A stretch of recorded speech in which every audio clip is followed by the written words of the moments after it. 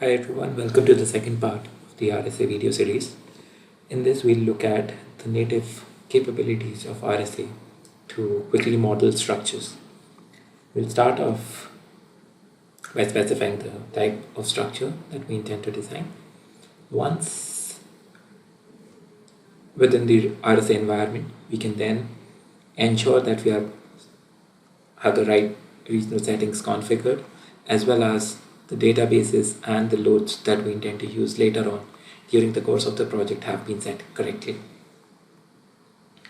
We can develop the model using the 2D as well as 3D view capabilities. We can start off by either defining our grids. So we can specify the number of grid lines and the spacing, again along the lateral direction, and even the vertical grids. So for now, we'll just create the horizontal grids and make use of the default vertical grids. Now, defining structural elements, for defining structural elements, there are different options. We can define the elements through the geometry menu by specifying the type of element, whether we want to create columns, beams, walls, floors, claddings, and all different types of elements. We also have a more intelligent way that we'll look at a bit later in the video, where we can make use of macros to create structures. So you have some default library of different types of structures that could be generated by just defining the properties of the overall structure. But just to quickly specify how we can make use of the default functionality. So when I want to create a column, I can specify the type of column I want to create, and we can just specify the points to quickly place our columns at the requisite location. Once defined, what you'll also notice is because it's being read as the base column, it automatically inserts the support condition for the column.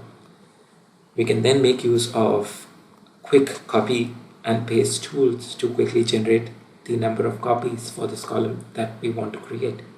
So let's say in this particular case, we want to create 5 copies along the X direction, and then we can just specify the distance, and you can see how it quickly generates the requisite number of copies. We can then create our beams. So again, we can specify the cross section of the beam wheel. During a later video in the series, we'll look at how we can create these section properties, how we can define these section properties. So we can just quickly turn on our drag command to quickly create all the linear elements in one go, and likewise for the other direction. And once we've created the beams in the 2 directions, we can again quickly use the copy tool to develop the overall geometry. So again, we can specify the number of copies that we want to create, and then we can specify the distance at which we want to create the copies. And we'll quickly repeat the same process for creating copies along the X direction. And again, this time we'll specify the number of copies and specify the distance.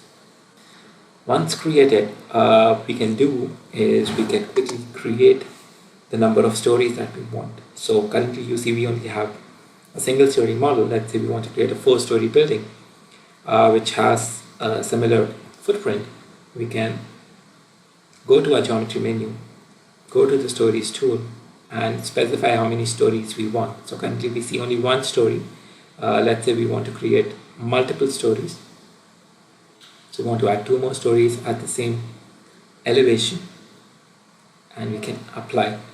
Now, in case I want to just quickly copy these elements to the new stories, I have a quick tool which allows me to copy the contents of the story into the above stories.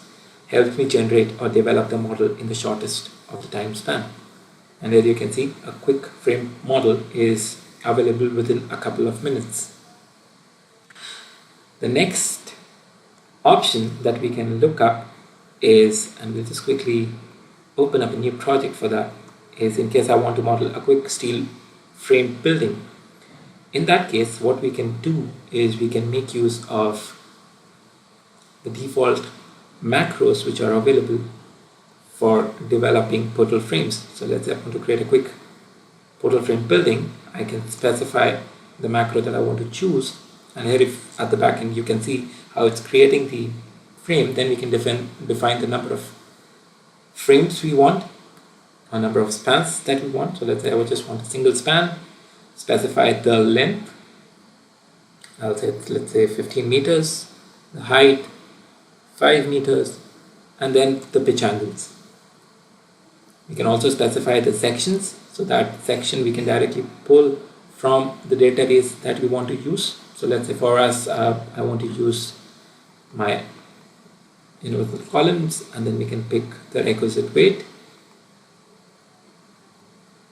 And here you can see how quickly it's created that portal frame. Now again, quickly using a copy paste tool, we can create multiple spans or multiple copies of the same column. So here we can say I want to create 3 more copies, and then I can specify the distance.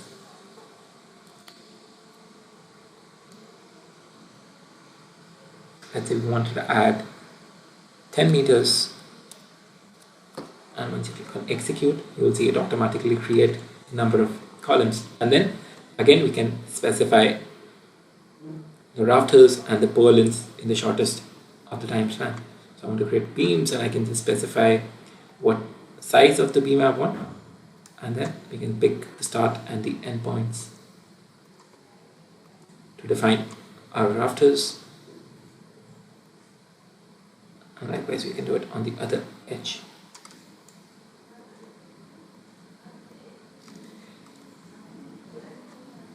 And so on and so forth. We can create the portal frame in the shortest of the time span. Now next, let's say I want to add certain claddings onto this particular frame. So I want to add certain cladding sheet. So again, I have the options to define my contours for the cladding sheet, and then even I can define the distribution for the cladding. So again, we can pick the points, and see it automatically start adding.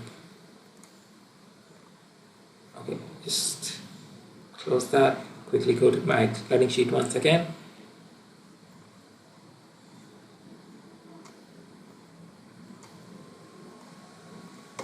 And then we can just quickly copy these claddings,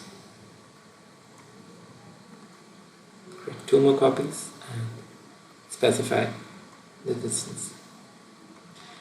Now there is another interesting method for creating elements. So let's say I want to create a cross brace at this frame. What I can do is I can make use of the tables that are available. So what I simply have to do is create a beam connecting node 5, node 9, node 4, and node 10. So what I can do is open up my tables for the members, and I can create another one with joints 4 with 9, and again we can specify an angle for it, specify the material, and then another one which connects 5 with 10, and again specify it as an angle. Now if I come back to the main model, you'll see it has, okay, maybe I inserted the plates at the wrong, so it's 4 and 10, 5 and 9. We can just quickly go back to the table, 4 and 10, and 5 and 9. So again we can quickly make edits, make the changes, create copies, and do all the requisite works that we want using the native capabilities of robot structural analysis. So again, these are some of the basic tools and functionalities you can use in robot to quickly model different types of structures. In the next video, we will look at a more automated way of modeling structures by making use of Dynamo. Thank you.